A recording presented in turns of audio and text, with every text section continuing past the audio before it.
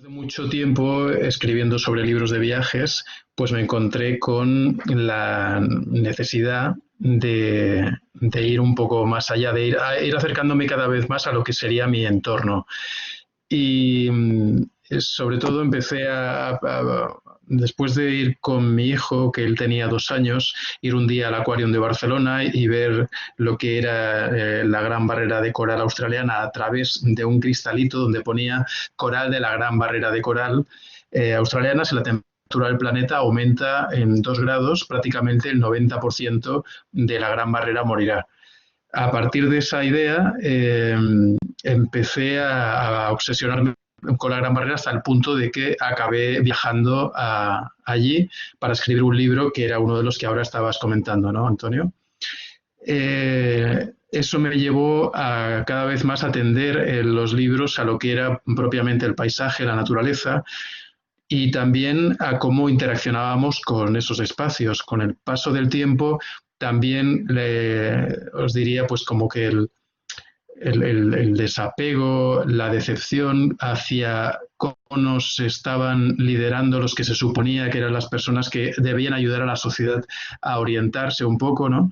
Eh, También me hizo explotar aún más toda una vía activista, si queréis. Siempre había sido hasta entonces muy escritor, siempre había pensado en la idea de la escritura de una manera como algo alejada de lo que sería la cotidianidad, el día a día, y estaba muy encerrado en casa, así como estamos ahora, ¿no? Os diría que aunque había escrito libros de viajes, pero la idea era el viaje, casa y ir procesando todo eso. Por supuesto, la relación con mis amigos, mi familia, pero me quedaba un poco ahí. A partir de la aparición de mi hijo y del libro de la Gran Barrera de Coral, creo que la relación con el mundo cambia y aparece esta nueva faceta en la que creo que yo mismo también soy más mayor, que debo interactuar con el entorno de una manera más profunda. Y eso me lleva también al proyecto Animales Invisibles que antes estabas comentando, Antonio, y a partir de ese proyecto, pues a acercarme cada vez más a lo que es mi territorio. Algo que he concluido con el paso del tiempo es que quizá me he ido yendo cada vez, empecé yéndome fuera para intentar entender mejor lo que era lo cercano. Y a partir de eso, os diría unos 5 años, he empezado a escribir de forma ya directa, armado como individuo, para saber de lo que hablaba al abordar temas de proximidad, ¿no? Esos temas y abordando este libro en concreto, creo que había palabras ahí muy importantes que sabía que iban a salir chispas, o sea, cada cuando las abordara, y que quizá durante todos estos años lo que he estado haciendo ha sido prepararme para atacar estos conceptos, ¿no? Madre, naturaleza, España. Tú tocas cualquiera de estos temas, quizá el de madre un poco menos, pero también en según qué familias, y ahí pasa algo. Y ahora pues me encontraba lo bastante fuerte como para ir a ello. Y en un contexto en el que medioambientalmente además me sentía como, bueno, agredido por cosas que se estaban haciendo en mi entorno y a la misma vez deseando exteriorizar ese deseo de naturaleza, esa pasión por esa naturaleza que podía incluso contagiar a otras personas. Quería compartirlo, ¿no?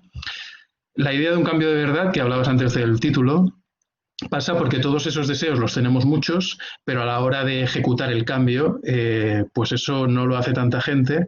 Y bueno, yo quise llevar a cabo y ver cómo yo, como individuo, respondía ante una situación más o menos extrema, tan extrema como puede ser cambiar el lugar donde vivo más confortablemente, al refugio, pues si quiero calefacción la puedo tener, aunque digo que la pongo muy poco, pero la puedo tener.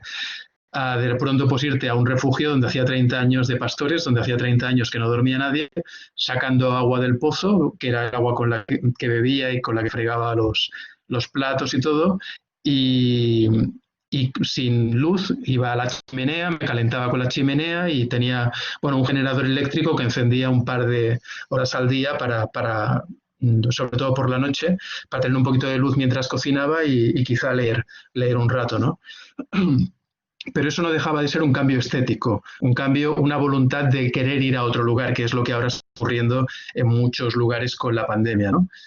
El cambio estético, vale, voy, me desplazo a un lugar y estoy allí. Y ese es el primer cambio.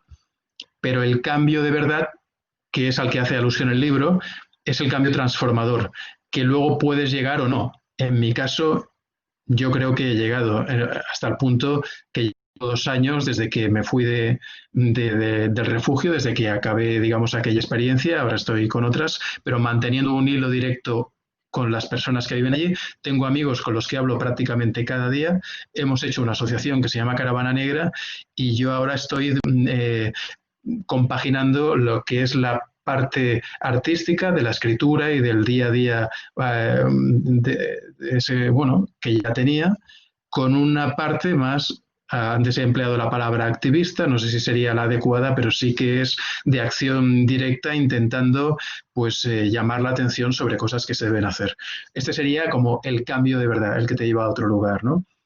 La fortuna enorme que tuve fue que en el cambio primero, el estético, y casi siempre ocurre así, también es verdad, que cuando haces un cambio estético, eso detona otras cosas que te llevan a un lugar diferente, ¿no? Pero tuve la enorme fortuna de empezar con un rebaño de oveja blanca ayudando a un pastor. Bueno, acordamos que él me acogería allí durante un tiempo. Yo dormía solo, él venía durante el día a echar un vistazo y hacer lo que tuviera que hacer con el rebaño conmigo de apoyo. Y luego se iba y me quedaba yo solo durante todo el día con el rebaño, ¿no? Pero era un rebaño de oveja blanca, criado en extensivo, muy bien cuidado. Su pastor era estupendo, pero sí que llevaba adelante unas dinámicas industriales, que no dejan de ser industriales, como por ejemplo las parideras. Tenían 3 parideras en un año y medio, cuando lo normal sería tener una cada año, o se les inyectaban pues antibióticos o algún tipo, bueno, se les ponían unas vacunas que no acababa de ser el tipo de ideas, y yo estaba arriesgando tanto, digamos, o haciendo ese movimiento tan extremo, el rebaño con el que estaba no acababa de sintonizar con la apuesta que yo estaba haciendo. Lo que ocurrió fue que encontré un rebaño de oveja negra. Fue absoluta casualidad, moviéndome por allí, preguntando con gente, me hablaron de un rebaño de oveja negra que estaba criado en ecológico. De tal forma que me acerco allí, hablo con el pastor y me encuentro con un auténtico vanguardista, que eso sí se comporta de una manera ruda, él es rudo. Tengo un amigo que lo conoce, que le llama Clint, de Clint Eastwood. Es el tipo que cuando acabamos los días se va acabamos cada día en el bar, cuando empecé a intimar con él, hablando de la vida de allí. Pero alguien que conoce perfectamente las dinámicas del campo y que está haciendo una apuesta que empieza por la propia oveja merina negra y las razas autóctonas que también cuida, como son la gallina de azul extremeña, el pavo de la dehesa, el mastín. En fin, una apuesta integral en la que me sentí muy reconocido, de tal manera que ahí se da una circunstancia curiosa, que es que me voy a dormir con las blancas, soñando, pensando todo el tiempo en las negras, o sea, un punto de infidelidad aguda, ¿no? en mi día a día.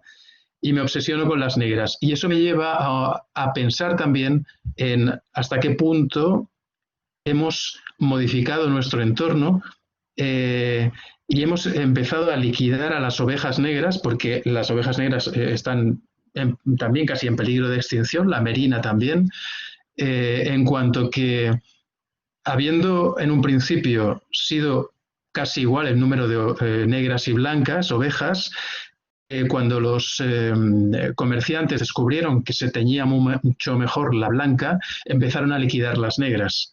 Con lo cual, no solamente las eliminaban, sino que además las estigmatizaron por poco productivas.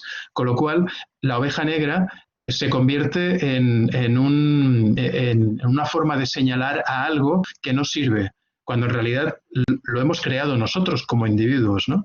El negro, y entonces eso me da que pensar en el negro.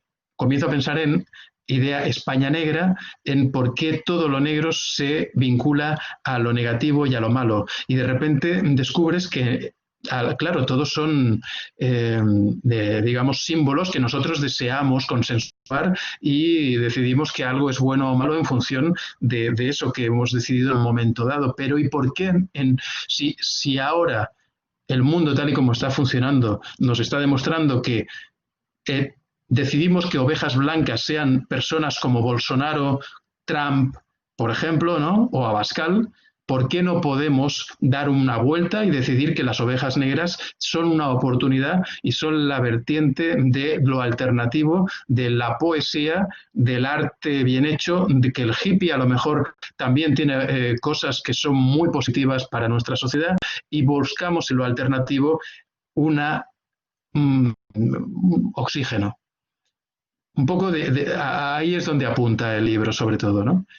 Y a partir de ahí, pues claro, hablamos de poetas, antes hablabas de, claro, Antonio, de Henry David Thoreau, tan importante, ¿no? En lo que es la mirada alternativa, y eso me hace pensar en mí mismo, en mi propio nombre. Nos vamos a la raíz.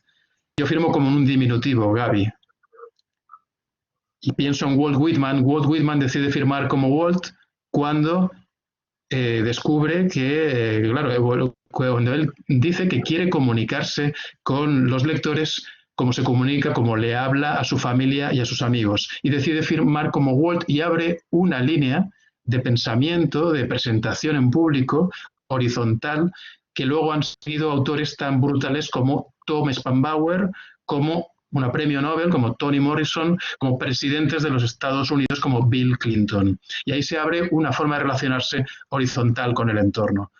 Y Henry David Thoreau no es Henry David, él era David Henry. Eso lo cuentas muy bien tú, Antonio, además, en tu libro, ¿no? Y se ha contado en biografías.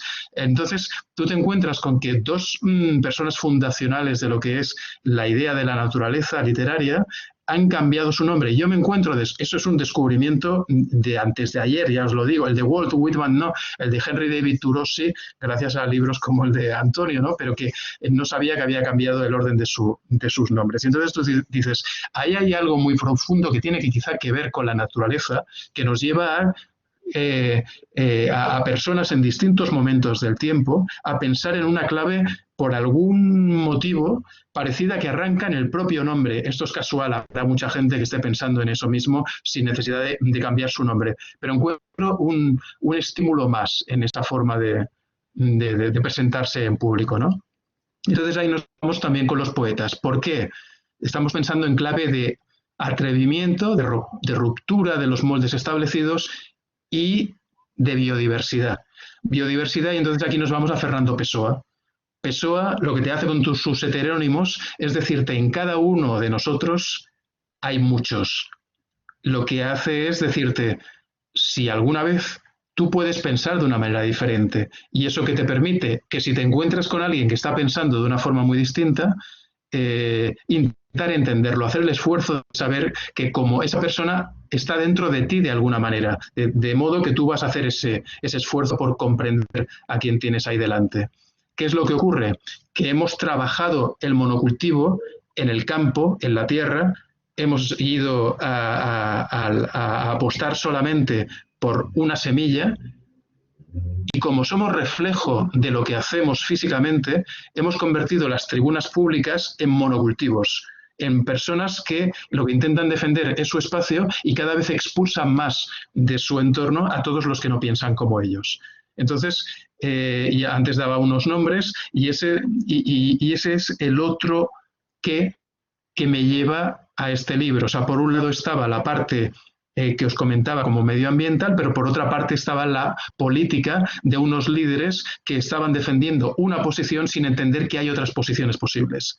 Y ahí está la parte también moral poderosísima que me lleva a hacer una apuesta dentro del libro por los apicultores, por las pastoras, no los pastores, las pastoras que también aparecen, por las ovejas negras, por supuesto, ¿no? Por los poetas, y por eso la parte artística, hay una gran apuesta porque el libro contenga una poesía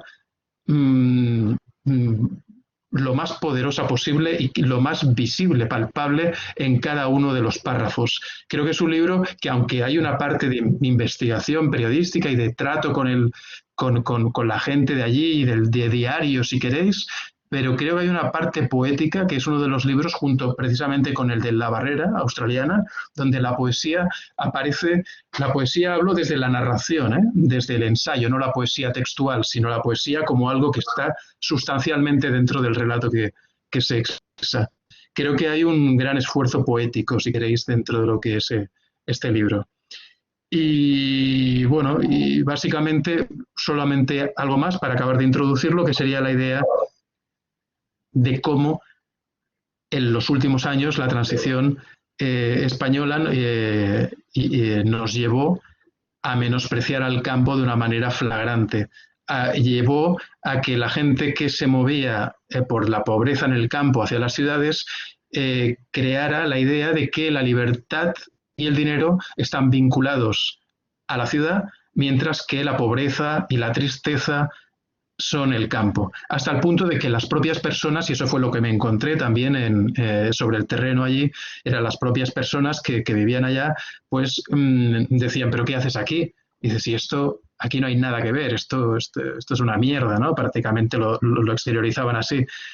Y es cuando para mí lo que yo veía, y también yo he tenido también, bueno, he vivido también largas temporadas en el campo, durante mis viajes he tenido mucho trato con naturaleza, y yo lo veía un espacio lleno de posibilidades. Entonces, claro, el cambio de verdad también pasa por intentar trabajar en un relato que cambie. El relato que nos han contado hasta ahora es este. Es un relato, además, donde la ciencia se impone y nos dice que el mundo ya está perdido. Stephen Hawking lo ha, digamos, abanderado. La Tierra está perdida, montemos colonias en otros planetas. Bueno, claro, si partimos de ahí, de ese cientifismo a ultranza que nos hace pensar que los millones de hectáreas por cuidar que podríamos, si cambiáramos el relato, cuidar en serio, pues ya podemos darlos por perdidos, pues vale, entremos ahí. Pero lo que propone este libro es que hay personas que igual no están dispuestas a comprarse el relato y sí a cambiarlo. Y a eso vamos. Yo creo que un poco haceros un pequeño resumen de lo que podría ser el libro conceptualmente, porque entrar en los casos concretos ya es un poco más complicado. Lo que sí que diría es que no es un libro conceptual, es un libro físico, es de acción. Y luego sí que hay muchos razonamientos interiores, pero sobre todo es un libro vivencial, donde se vive, ¿no? Totalmente de acuerdo. Gracias, Gaby. Doy fe, efectivamente es así, es un libro lleno de vida, de acontecimientos, rápido, escrito, como ha dicho Gaby, con una voluntad poética de alta intensidad. Las frases están esculpidas, hay golpes de efecto y los capítulos no suelen ser muy extensos, con lo cual es un libro, como he dicho, de estampas, pero de estampas nada bucólicas, sino que hay dramatismo. Y bueno, parece que nos hemos puesto de acuerdo, Gaby y yo, porque yo vengo aquí de blanco y él está de negro, y ha sido pura casualidad, pero el libro también está, lo que mueve el libro es esa dialéctica que Gaby ha mencionado entre lo blanco y lo negro, ¿no? Ovejas blancas y ovejas negras, pero muchas cosas más. Esos dos colores son un símbolo y en ese sentido hace gran literatura, ¿no? O sea, yo estaba todo el rato comparándolo. Gaby ha mencionado a grandes de la literatura norteamericana como Walt Whitman o el propio Henry David Thoreau, y yo recordaba a Herman Melville, ¿no? Moby Dick parece que es un libro sobre una ballena, pero es un libro sobre mucho más que una ballena, y en el cual también pues, está también esa importancia del color, en este caso el blanco, ¿no? Al que Melville le saca muchísimo partido. Y Gaby también lo hace así, ¿no? Enseguida, bueno, también al mismo tiempo, como ha dicho, es un libro político, es un libro activista, es un libro de crítica social que parte, por así decirlo, de esa desesperación, de esa angustia que decía, que está presente en la primera frase, pero que busca salidas y las busca un poco en la vía que había mencionado, ¿no? Hacia una transformación profunda, hacia un cambio de verdad. Y curiosamente es un cambio que parte de lo estético, como él ha dicho, pero bueno, aquí dado que hay filósofos en la sala, y es una actividad que parte de un festival de filosofía. Claro, la palabra estética originalmente en griego tiene con la percepción, ¿no? No tiene que ver únicamente con lo bello o lo bonito. Entonces es un cambio que parte de la percepción, de abrirse a ese paisaje que había mencionado y de permitir que eso te transforme, ¿no? Y ahí, Juana, Gaby ha mencionado a los apicultores y hay un pasaje muy bonito que la persona que me recomendó este libro subrayó, en el cual estás hablando de Juan, de un apicultor, y escribes: Juan ha comprendido que el arte no existe para entretener o fascinar, sino para enseñarte a intuir formas de felicidad. Esa es una idea central también del libro, ¿no? Esa intuición de formas de felicidad que no son las que tenemos, que no son las formas de infelicidad, digamos, que habitamos, es el motor, ¿no? Es el motor y es un motor artístico. O sea, realmente la propia escritura del libro, pero también otras formas de arte con las que tú tienes relación y de las que hablaremos, no son formas de mero entretenimiento, ¿no? No es cultura como consumo, no es únicamente un producto más o menos fascinante, sino que es algo que te enseña dónde puedes vivir y dónde puedes vivir mejor. Y ese es el motor del libro, tal como lo veo. Sí, es que la felicidad, es que yo he leído, bueno, todos hemos leído libros, novelas que pueden ser terribles, pero que nos han hecho felices de algún modo porque nos han ofrecido una forma de verdad. Y al enviar esa luz, te expande a ti, ¿no? Como individuo, te hace saber. Y eso es una manera de ser felices, ¿no? Bueno, era solamente esta acotación. Uh-huh. Pero claro, la cosa no es fácil.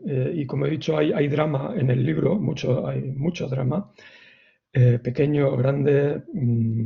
Yo creo que una de las virtudes de tu escritura es que haces que el lector, la lectora empatice con los animales, con el paisaje, pero también con las personas, con el del camping, con el apicultor, con la pastora e incluso contigo, por supuesto, y con tu familia, ¿no? Porque una de las cosas que haces es exponerte, hablas de tu vida personal, hablas de las conversaciones que tienes. En ese sentido, no es un libro aséptico ni fácil para ti.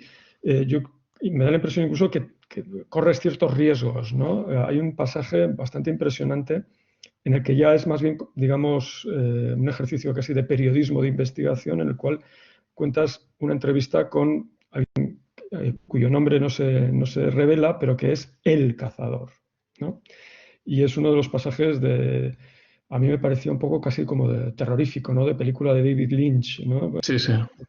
Porque, bueno, pues eso, no es nada bucólico el paisaje que nos cuentas ahí en la Siberia, ¿no? O, bueno, y tu toma de partido, pues por determinadas personas, determinadas prácticas y todo el debate político en el que está sumergido, pues esa región de Extremadura en torno a pues, las vías de desarrollo, cómo mantener su medio de vida o cómo no mantenerlo, ¿no? ¿Cómo ha sido esa experiencia? Hay, dentro de los diversos personajes que aparecen en el libro, es verdad que puedes simpatizar más con unos o con otros, ¿no? Pero sí que intento casi siempre ser, bueno, hay algo que siempre me ha gustado, que es que sean los hechos los que presentan a las personas, que no sea exactamente yo el que adjetiva.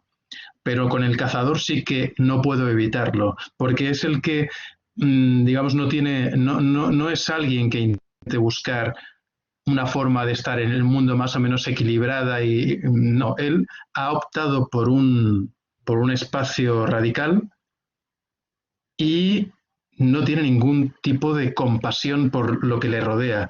Es, como tú decías, es un personaje siniestro. Es alguien que, o sea, si tenemos que utilizar adjetivos de estos totales es lo más parecido a la maldad con lo que me he encontrado en los últimos tiempos. Y de una manera, además, abierta. O sea, como alguien que es muy poderoso ejerce su poder sin ningún tipo de compasión, hasta el punto que mientras utilizo en la mayoría de los casos nombres literales de las personas que encontré, por cuestiones legales este nombre se convino que no debía aparecer tal cual. ¿Qué es lo que ocurre con un ejercicio de este tipo cuando te encuentras algo así? Bueno, pasa que, y aquí nos vamos de nuevo pues a cómo funciona el país. Yo tengo 2 libros censurados, literalmente, por contrato, y luego tengo 2 libros que han salido adelante después de informes de abogados como muy, muy amplios. Por eso, con este se miraron con cuidado la aparición de este individuo, ¿no? Eso me ha dado mucho la medida de que en qué país estoy y hasta qué punto se pueden decir unas cosas o no y lo que te puede ocurrir. Eso, que de repente un libro te sea bloqueado porque estás diciendo cosas que estaban ocurriendo, ¿no? Esto es una práctica habitual y tiene que ver un poco pues, con la decepción con el periodismo que me llevó definitivamente a apartarme no del periodismo, sino de las empresas periodísticas tal y como son entendidas hoy en día, ¿no? En cuanto a los riesgos que corres, precisamente como me he encontrado en varias situaciones como esa, la primera fue en Canarias, a propósito de un libro sobre Canarias que se intentó retirar del mercado con un ataque del gremio de hostelería, del Cabildo Canario y del propio presidente que era Soria, el que después fue ministro del Partido Popular, saliendo por televisión pidiendo la retirada del libro, después de cosas como esas, o del libro que fui a escribir a Pakistán, donde ahí, bueno, por motivos absolutamente literarios y personales, pues arriesgué mi vida de forma literal. Digamos que estas cosas, pues ya las llevo bien, o sea, ya, pero no dejas de tener miedo al ver la magnitud del peligro de las personas con las que estás tratando y sabiendo que aquí en España también ocurren cosas, ¿no? O sea, no dejas de de temer que estas personas en algún momento puedan, por el motivo que sea, aunque ocultes el nombre, reconocerse o querer tomar represalias. Eso es algo que existe. Pero de todas maneras, esto es nada, es insignificante si lo comparamos con los peligros que están corriendo otras personas en otros lugares o ya os digo, el que yo mismo corrí en Pakistán y que se cuenta en el libro Solo para Gigantes. Entonces, esto viene un poco con la profesión, no necesariamente con la profesión, porque a mí Josep Pla es un escritor que me maravilla y que dentro de lo que cabe él optó por hacer un periodismo, o sea, una literatura muy periodística, pero en la cual era un bon vivant. Él vivía muy bien y consigue llevar a unas cotas magníficas la literatura sin necesidad de exponerse. Yo he escrito varios libros así, pero hay momentos en los que las circunstancias pues, te ponen en situaciones en las que tú tienes que decidir hasta dónde llevas la historia y hasta dónde cuentas lo que quieres contar. Yo, como decía antes, cambié de un rebaño de oveja blanca a uno de negra. Y si me encontré con ese individuo, alguien que estaba aplastando y destruyendo a las personas que tenía a su alrededor y iba a continuar haciéndolo, yo no iba digamos, dentro de la pequeña cota que tenemos con la literatura y con las historias que transmitimos en unas cantidades que ya me diréis, la naturaleza y la literatura no es que sean, digamos, los grandes arietes a cambiar el mundo, ¿no? Pero bueno, dentro de lo que sería nuestro espacio, pensé que era algo pues con lo que son nuestras herramientas para intentar cambiar algunas cosas o denunciar a algunos personajes, ¿no? Y eso hice. Seguro que hay personas en el público que querrán preguntarte, lo vamos a hacer pronto, 5 o 10 minutos, abrimos ya el turno. Pero has mencionado 2 palabras clave, literatura y naturaleza. Bueno, una de las, y España, ¿no? Y una de las preguntas que a menudo nos hemos hecho es por qué no hay una tradición de nature writing en España comparable a la que hay, por ejemplo, en Estados Unidos o en el Reino Unido, ¿no? Y en otros países. Por supuesto, la hay, pero de alguna manera es no tiene, creo yo, la aceptación pública que tiene en Estados Unidos. Y eso supongo que tiene que ver pues, con el país, como tú has dicho, ¿no? Pero yo creo que se está recuperando, ¿no? Y te quería preguntar, bueno, últimamente además se ha hablado mucho de la España vacía y hay autores como pues, Sergio de Molino o Marc Badal que están justo escribiendo sobre esto, ¿no? Sobre cómo pues, se ha ninguneado el campo y cómo podemos de alguna manera recuperarlo, ¿no? No solo a nivel económico, sino también a nivel estético, si quieres, y literario. Desde luego tu libro yo creo que es muy buena noticia, digamos, para los que nos interesa ese género, pero te quería preguntar cómo ves tú también el género y de hecho sé que estás implicado en actividades, ¿no? Pues como el propio Festival Liternatura que se plantean pues una reactivación, ¿no? Del género.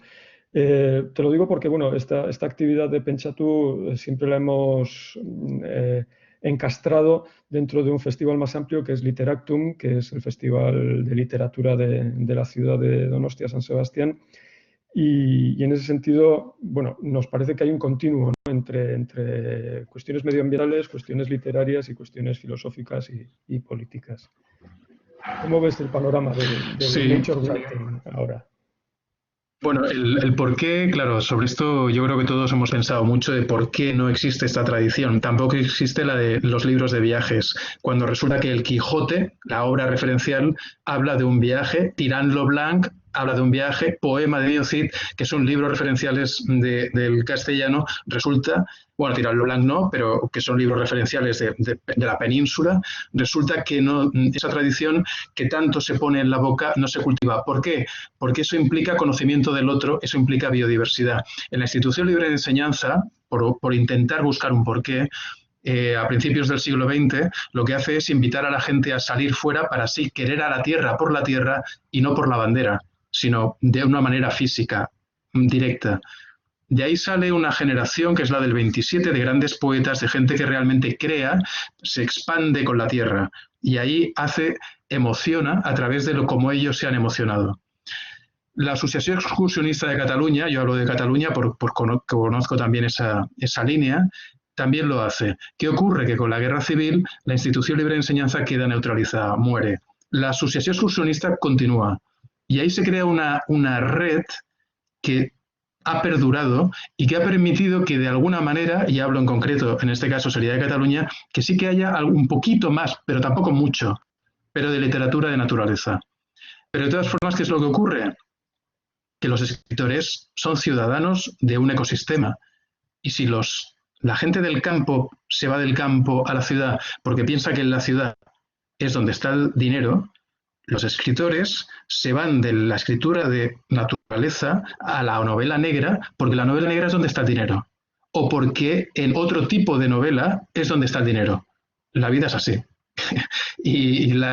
Con la naturaleza ocurre también. Son apuestas en Altair, soy muy amigo de la gente de Altair y también te cuentan, pero no solamente aquí, eso también ocurre en otras tradiciones, pero es cierto que nos encontramos que la estadounidense, bueno, la anglosajona sobre todo, la apuesta por la literatura de naturaleza es mucho más radical. ¿Qué es lo que ha ocurrido aquí en los últimos años y que ha contagiado la intelectualidad, que es algo alarmante, porque la intelectualidad debería cultivar otros espacios e intentar hacerse, por lo menos defenderlos, ¿no? ¿Qué ha ocurrido? Que se ha contagiado del espíritu especulativo que ha contaminado a todo el país. Si ahora estamos con esta pandemia sufriendo como sufrimos, es porque las inmobiliarias, los automóviles, el sector terciario se lo ha comido todo. Y eso ha arrastrado también a la literatura. La literatura ha hecho una apuesta por el dinero, gran parte de ella. Y los editores también. ¿Y esto qué ha ocurrido? Pues que ha repercutido en dejar a la naturaleza absolutamente fuera de foco porque era algo que no interesaba. Interesaban los turistas y los focos de concentración inmobiliaria. Y estamos pagando ese pato ahora mismo. ¿Qué es lo que hay que hacer? Y bueno, la parte buena es que hay un campo enorme por cultivar que tiene que ver con un pensamiento de naturaleza. Ahí está todo por hacer. Si lo queremos mirar en términos como positivos, ¿no? Que es un territorio muy virgen. Bueno, está todo por hacer. Vamos a ver hasta qué punto somos ahora capaces de hacer una apuesta de riesgo, que es la que exige entrar en un territorio donde los réditos tampoco van a ser muy grandes. porque no lo son, porque la literatura de naturaleza no da grandes réditos. Pero precisamente algo, hablabas de literatura, algo que sale de este libro también y que lleva a ese cambio de verdad es la Asociación Caravana Negra, que es la Caravana Negra en concreto, que es un resultado de cuando acababan los días con Miguel, con el ganadero de la oveja negra, hablando en un bar de un pueblo pequeñísimo donde somos 4 en el bar, pero literalmente 4 cuando somos 4 cada día, hablamos de cómo tanto su sector como el mío están absolutamente marginados dentro de lo que es el imaginario social.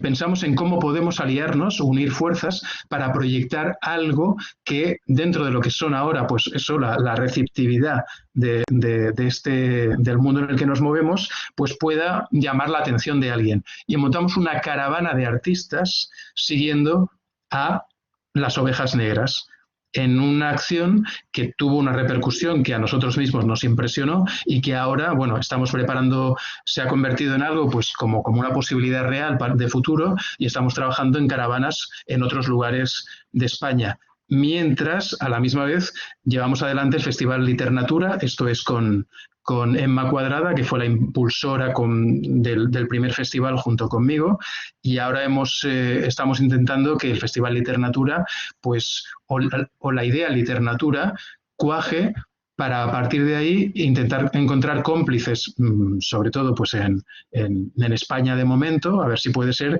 para intentar eso, poner los cimientos para una literatura de naturaleza solvente, crear una cantera ahí, ¿no?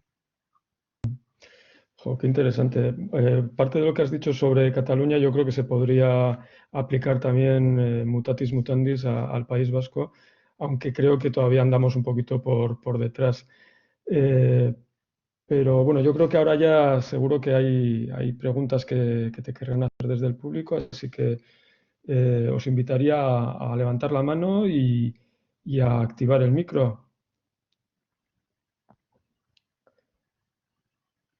Si no, yo por supuesto tengo más que deciros. Te quería preguntar por la caravana también, porque en el libro queda apenas esbozado. Esto que nos estás contando yo creo que es el final.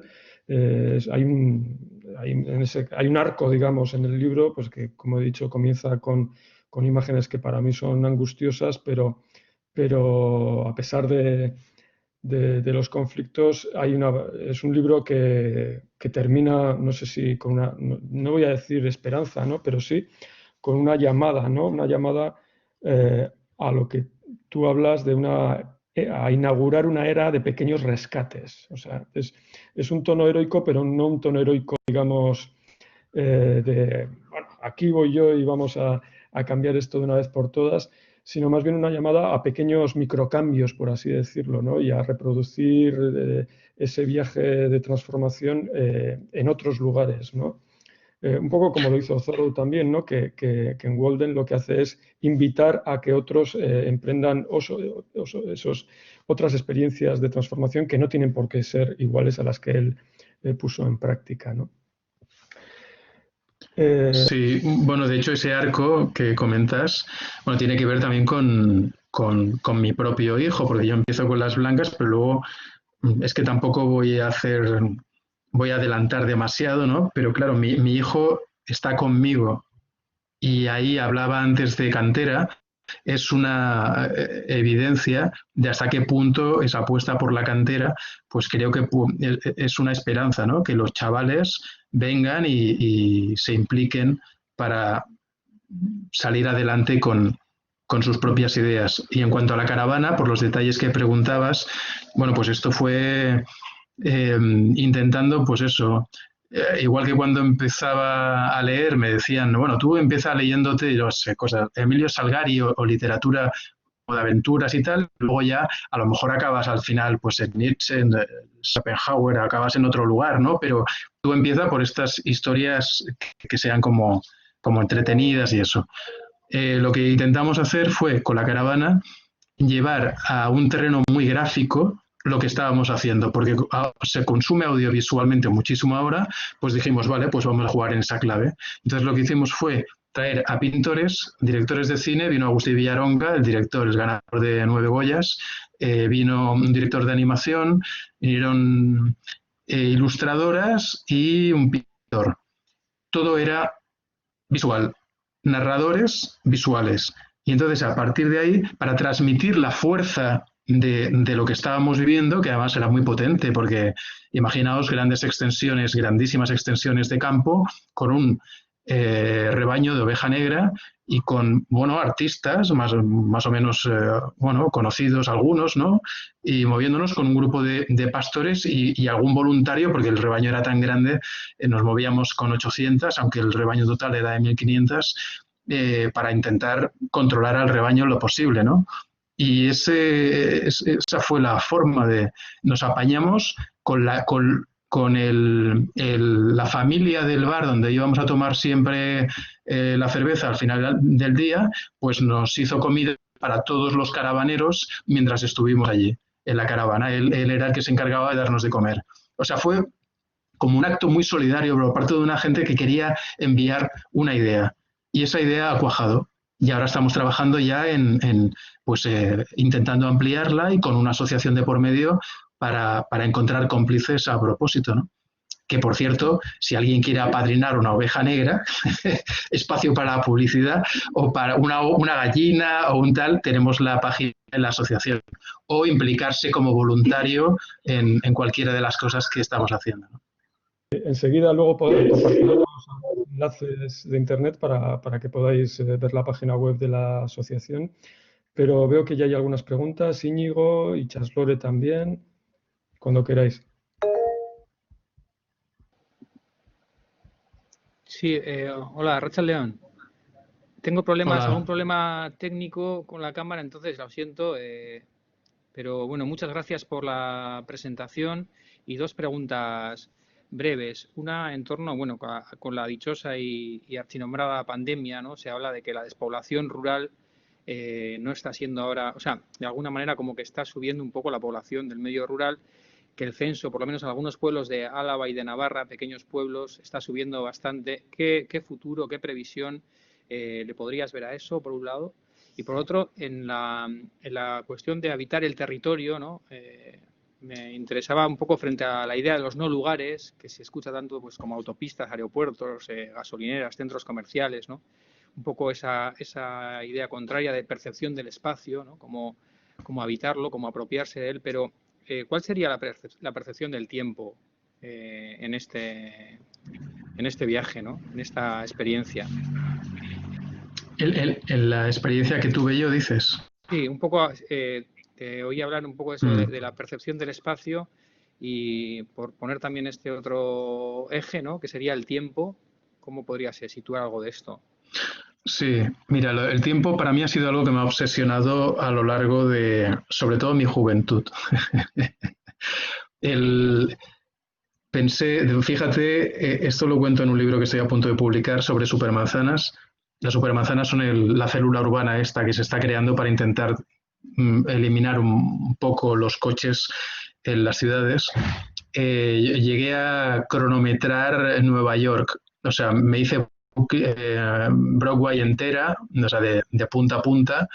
Estuve cronometrando las calles, eso fue durante un periodo muy largo y muchos de los libros que escribía tenían al tiempo ahí como referente, ¿no? Supongo que el momento en el que me encuentro ahora también lo veo todo de una manera un poco diferente, pero precisamente por eso el irte a un lugar aislado, a ver cómo cambian las estaciones, con un sentido del tiempo que no tiene absolutamente nada que ver con el que nos imponemos en la ciudad, pues te lleva a una reflexión, a un pensamiento también distinto, ¿no?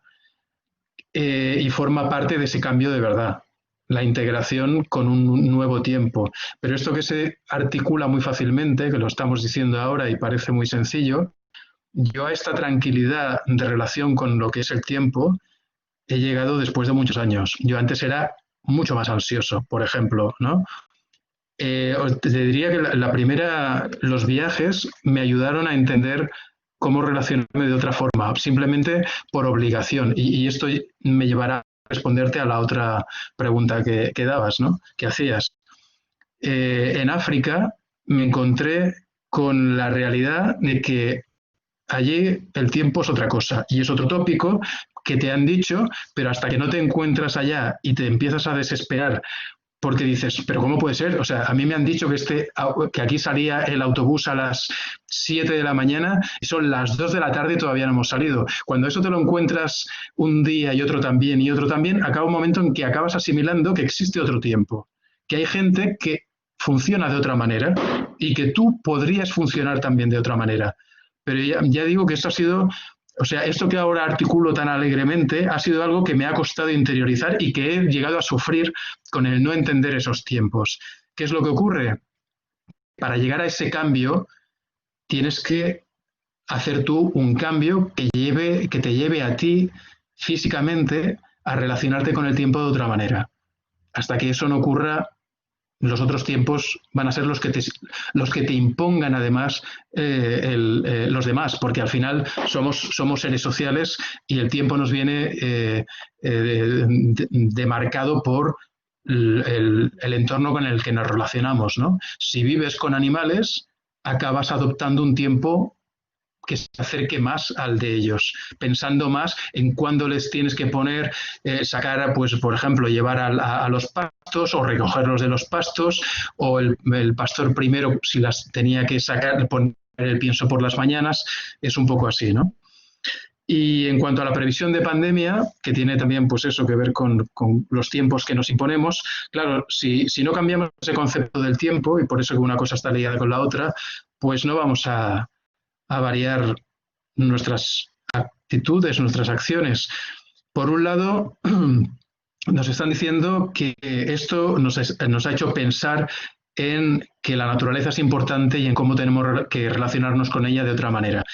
Mientras nos dicen eso, en el mismo lugar donde yo he vivido estas situaciones, en Extremadura, se recurre al superintensivo con los olivares, reduciendo el espacio entre ellos a menos de 1 metro, con una vida estimada de 14 años, cuando aquí siempre hablamos de esos olivares centenarios, ¿no? Esos olivos centenarios. Pues no, 14 años de estimación media, con todo lo que eso supone de repercusión en el ecosistema, con todos los animales que en principio deberían crecer en esos olivos, que ya no van a reproducirse porque su edad y su forma de crecer no va a ser natural, va a ser forzada por nosotros. Eso lo digo como un ejemplo. Lo que estoy encontrándome yo en Extremadura, y como ahora ya os digo que tengo un trato muy directo con ellos, pues ¿qué es? Rebaños criados en ecológico que se están vendiendo para matarlos, porque se impone los terratenientes habituales. Cultivos ecológicos que se están vendiendo también las personas sus tierras porque no pueden aguantar el ritmo al que les someten las personas que controlan el mercado, y al ver que están perdiendo dinero, lo que intentan ahora van a intentar, en cuanto ya lo están intentando ahora y volverán a intentarlo, recuperar las pérdidas de estos últimos meses. Por eso, ¿qué es lo que ocurre? Por eso nos dicen que nos quieren marcar tanto con el dinero que nos va a llegar ahora desde fuera. Hemos derrochado muchísimo, muchísimo. Y la intención no es cambiar el modelo. En la mayoría de los que están controlando el control, la intención es mantenerlo y acabar de aplastar a los que estaban por detrás. Lo estamos viendo con las fusiones bancarias. ¿Qué es lo que está ocurriendo? Pues que los bancos están controlando los pocos. Hay 2 que van a controlarlo todo, o 4 que van a controlarlo todo, y los demás van a quedar como insignificantes. Eso, llevarlo a todo, al resto de disciplinas y de espacios. ¿Cuál es, con lo cual, la previsión de pandemia? Es verdad que había alguna gente que está haciendo ese primer cambio. También es verdad que mucha gente que ha hecho ese cambio lo están haciendo algunos porque realmente creen que hay una otra vida posible, pero creo que la mayoría es por obligación, porque no les queda otra, porque realmente cuando haces cuentas no te sale como rentable vivir en la ciudad. Y en concreto, De todas maneras, una de las cosas que comentaba Antonio al principio, yo estoy como miembro fundador de la Fundación Ecología Urbana y Territorial, que la impulsa el creador de las supermanzanas, que es esta célula urbana que os estaba diciendo, ¿no? Que lo que intenta es reducir los automóviles, la contaminación, el ruido dentro de las ciudades. ¿Qué es lo que ocurre? Que ahí te enfrentas al emporio del automóvil y eso va a ser muy difícil llevarlo adelante, aunque en Vitoria se está consiguiendo. Pero eso pasa por unas apuestas muy serias por parte de en este caso sería políticos y empresarios también sensibilizados con esta situación de que hay que cambiar el relato. Con lo cual, previsión de pandemia,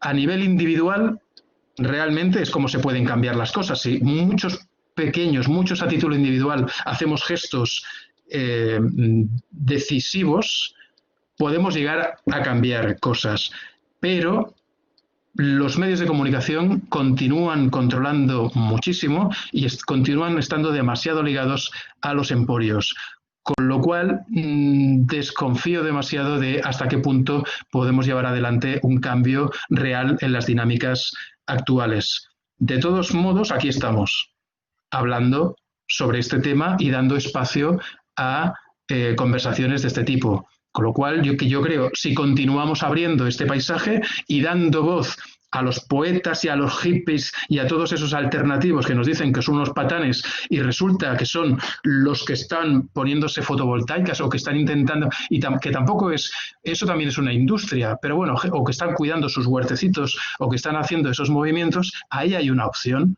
y no vamos a dejar que se muera, por lo menos, ¿no? Vamos a intentar continuar cuidándola. En efecto, y bueno, aquí estamos, como has dicho, y no subestimemos el poder de un libro, ¿no? Como escribió también Thoreau en Walden. No sé si me ha parecido ver más manos levantadas. La manita está abajo en la zona central. Si queréis preguntar algo, Itxaslore, ¿sí? Aurrera. Bai, Arratsaldeon. Me siento muy movida por las cosas que habéis estado comentando. Gaby, me ha llegado como mucho el mensaje y todo lo que has dicho. Me parece que refleja un viaje interior muy potente. Me parece también pues que ese viaje, el cambio de verdad del que hablas, pues eso parte de un viaje interior, ¿no? Que está cosido también por un viaje exterior que me recordaba un poco al alquimista, de pues ese viaje, ¿no? Que hace para volver al mismo sitio del que ha partido, pero de una forma diferente. Y bueno, también me venía un documental que he visto hace poco, 100 días de soledad, que está inspirado también en Thoreau y que me gustó mucho,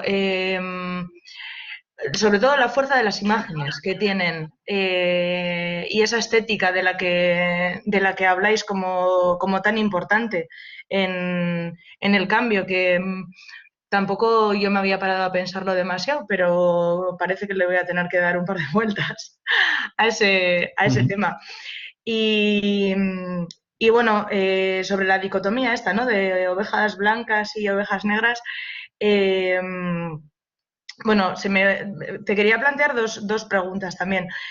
Por una parte, he entendido que el motor un poco de las ovejas blancas, ¿no? Es el dinero, los emporios, todo esto que mueven. Y me gustaría saber cuál es el motor de las ovejas negras.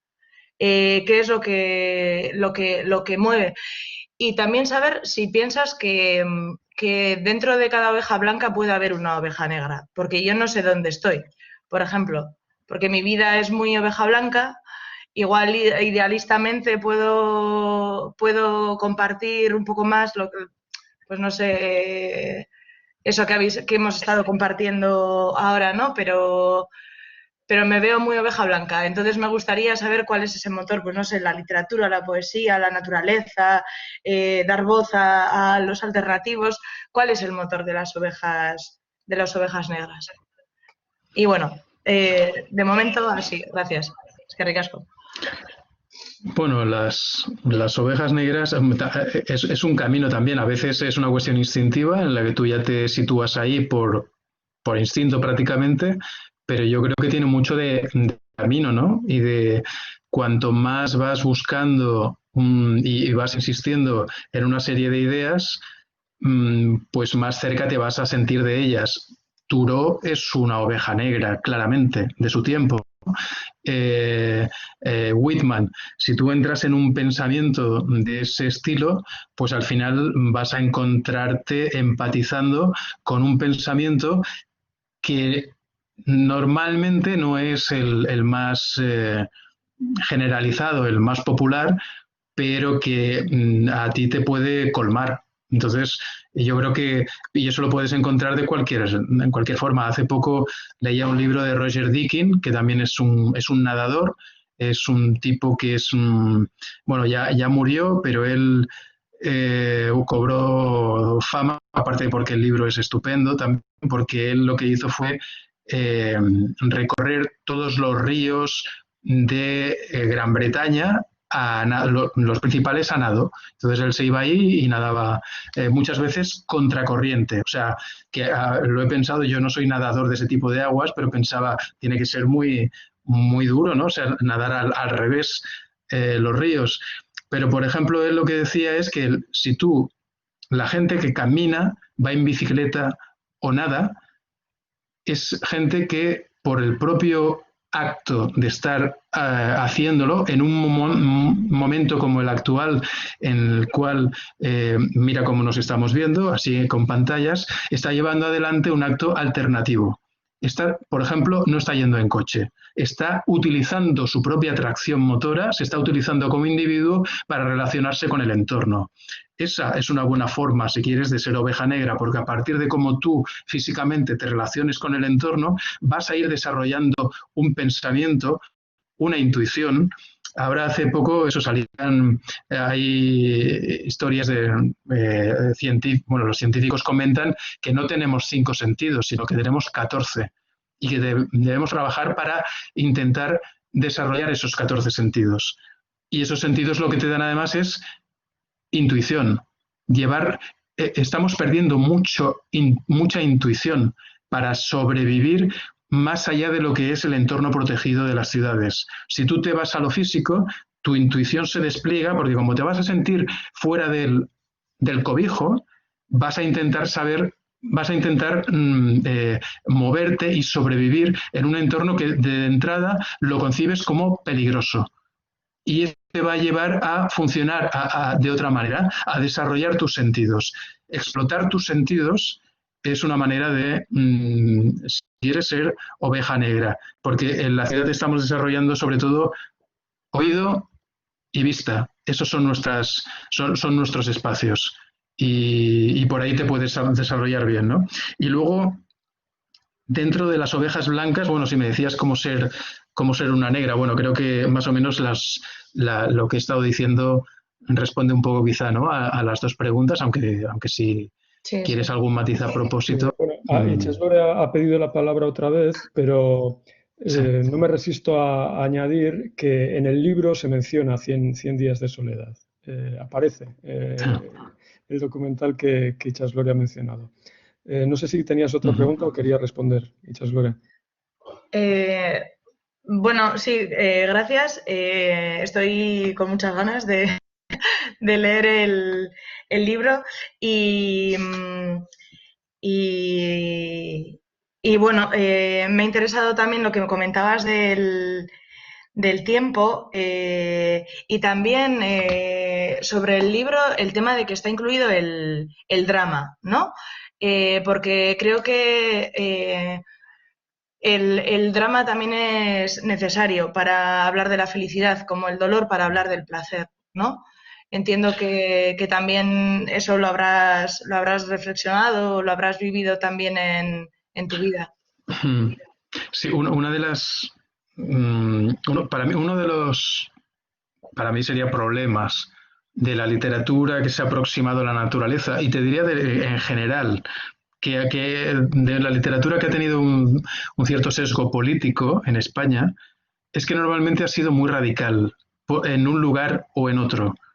Algo que yo he entendido, al menos en los libros de viajes y los espacios, es que para tratar con respeto a un espacio, tú no tienes que intentar ser bucólico, que de repente la naturaleza se ha asociado durante mucho tiempo al bucolismo, o terrible, como si fuera la naturaleza el lugar imposible o trágico donde ocurre lo peor.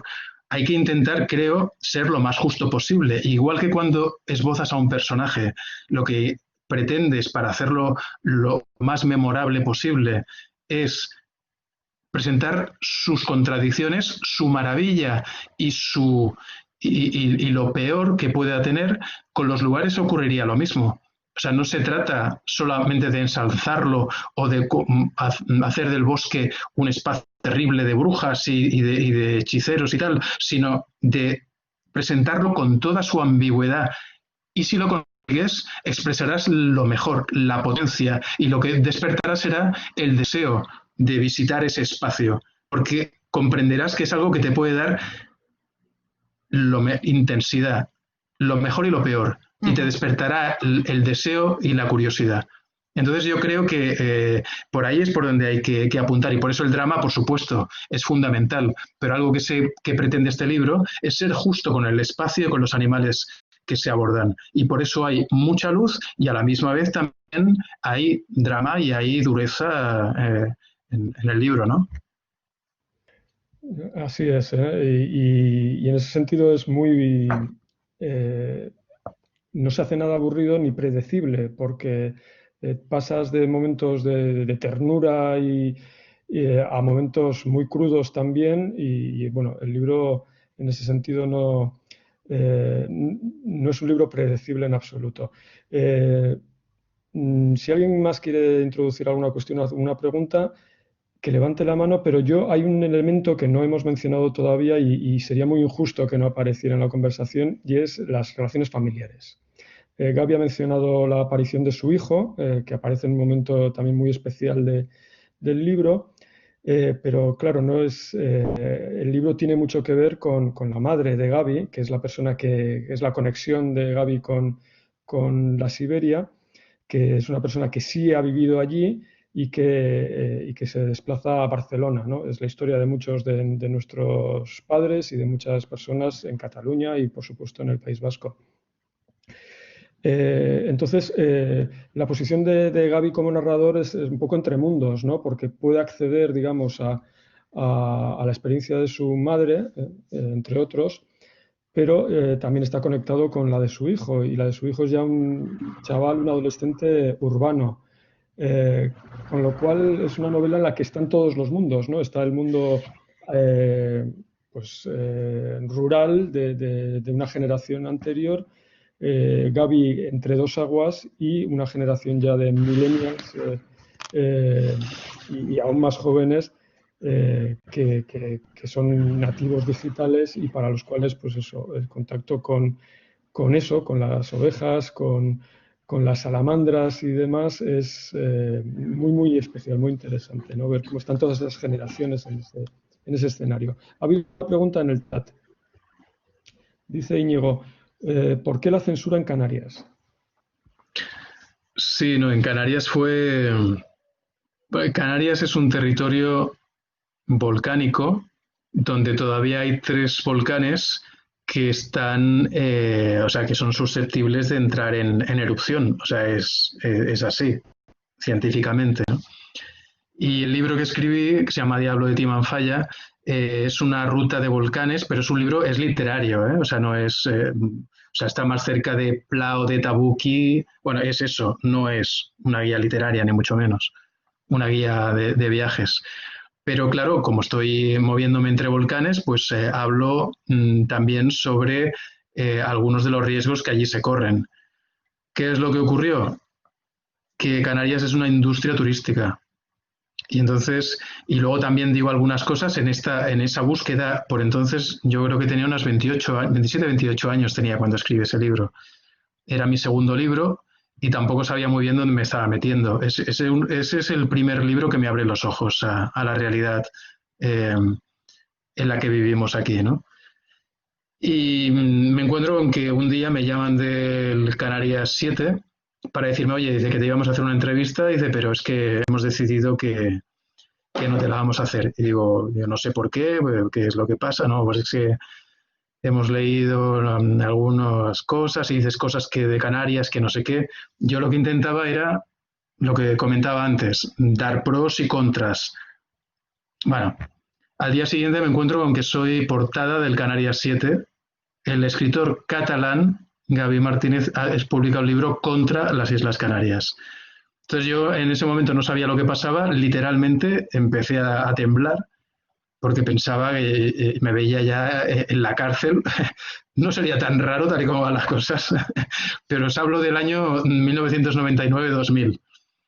Y dije, no entendía muy bien lo que estaba pasando. Al día siguiente hablamos en un momento sin Facebook, sin Twitter, todo se hace todavía empiezan los emails, por cartas al director diciendo que eso lo había escrito. Por supuesto, el libro todavía no se había distribuido en librerías, solamente los lectores se tenían que atener a los cortes, los extractos del artículo que había escrito el periodista en cuestión. Y al día siguiente, cartas de los lectores diciendo que que eso era porque a mí me había dado calabazas una canaria, que por eso había escrito ese libro, o que lo había escrito bajo la influencia de drogas psicotrópicas. El siguiente día, perdón, el anterior había habido un pronunciamiento del gremio de hostelería pidiendo la retirada del libro, sin que se lo hubiera leído nadie. Cartas de los lectores al siguiente día, Cabildo Canario pidiendo la retirada del libro de librerías. Y el último día, fin de semana, en Antena 3, el presidente de las Islas Canarias fue el único que dijo que no se había leído el libro, pero diciendo que bueno, que había que ser cuidadoso con lo que se escribía y tal. ¿Qué es lo que ocurrió? No retiraron el libro, mi editorial publicó una carta estupenda diciendo que con Oscar Wilde también había intentado quitarlo de en medio y tal. El libro siguió adelante. Ocurrió que 13 años después hubo una especie de tsunami en el Hierro y hubo que, no sé si lo recordaréis, hubo que evacuar las primeras líneas de mar porque una de las cosas que aparecían en el libro era que se estaba construyendo en lugares donde no estaba permitido construir y que si ocurrían erupciones tanto submarinas como, de superficie, habría zonas que padecerían de una forma muy radical, peligrosa, pues los efectos de esas erupciones, ¿no? En el Hierro se tuvieron que evacuar hoteles y apartamentos de primera línea de mar, como era previsible, y es que va a ocurrir más veces, es algo que existe, pero en lugar de asumirlo y aceptarlo como algo que forma parte de las Islas Canarias, lo que se intentaba era borrar, porque claro, hay una industria turística que no quería aceptar eso. Yo escribí el libro poniendo eso, pero como hablaba de muchísimas más cosas y sobre todo hablaba de lo maravillosos que son los volcanes y el paisaje de los volcanes. Pero aquí el relato que manda es el de venta del sector terciario. Ya me diréis ahora, la cuestión de los volcanes, he visto, lo de construir en primera línea, he visto lo que estamos viendo con la pandemia, de que les están sirviendo todos esos hoteles a la gente que se ha beneficiado durante un tiempo de esta situación, ¿no? Gracias, Gaby. Volvemos de alguna manera al comienzo de esta conversación, también al comienzo del libro, ¿no? La pandemia de alguna manera parece un ensayo general de algo que puede y que está llegando también, ¿no? Y de nuevo, pues a la capacidad del arte para hacernos experimentar eso, ¿no? O de una manera tal vez más vívida que la mera, pues no sé, exposición a datos y a cifras. ¿Alguna pregunta más? Llevamos ya casi hora y 20 minutos. A mí sí que me gustaría preguntar otra cosa. El arte, ¿no? Como camino a ese cambio y, y la vuelta al cuerpo también entiendo, ¿no? Porque hemos hablado de esa ansiedad, de ese ritmo frenético que no va para nada con nuestro ritmo natural. Has hablado de 14 sentidos, de que solo nos guiamos por 2, entonces entiendo que la escucha al cuerpo también es importante en este cambio de verdad. Sí, claro, bueno, es que somos cuerpo. Entonces, a partir de ahí nos construimos y nos conocemos y nos expresamos.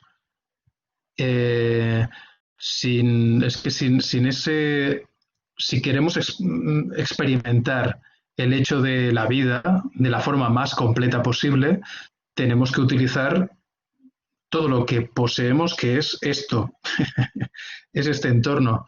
Yo creo que una cosa lleva a la otra. Y si eres en ese juego siempre se habla de lo mismo, ¿no? Del equilibrio. Vamos a los clásicos, pero la mens y el corpore es que desde la raíz, desde la base, estamos ahí.